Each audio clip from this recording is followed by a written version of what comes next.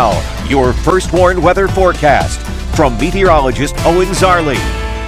Well, welcome back. We have another cool start to the day, but plenty of sunshine as we've had with these cool days to start our days. As we see some nice colors, so a lot of blue skies to start our day, but there was plenty of color in the sky last night especially. We did see the northern lights come out, and here's a picture from Landon Moeller that was sent here. There was actually a meteor shower last night, but the northern lights decided to make an appearance as well. We see these gorgeous colors that were on display last night, the pinks and the greens all over the sky. Those were mainly picked up by camera though, but it is still a gorgeous sight to see, along with those meteors last night. In terms of temperatures right now, we are still very cool. 46 still in Rochelle, 50 in Rockford, 54 in Dixon, and 48 and 49 out to the west in Galena and Savannah. We've had these really cool days, mainly because we've been clear at night, along with this cold air advection that was previously explained a couple days ago. But in terms of wind gusts right now, we do still have a little bit higher wind gusts as well. Those will increase as we move through the rest of the day. Calm through most of the state line, but you do see that 12 miles per hour is still up in Monroe and 6 miles per hour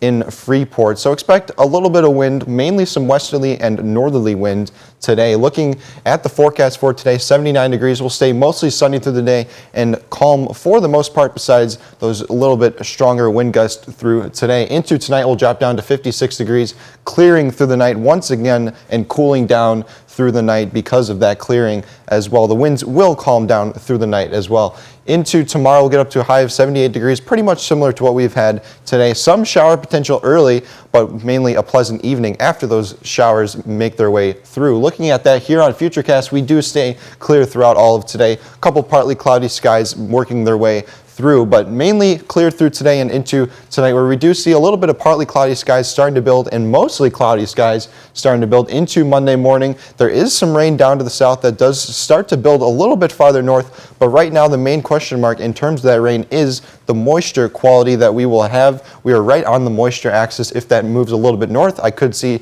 shower chances increasing through tomorrow morning.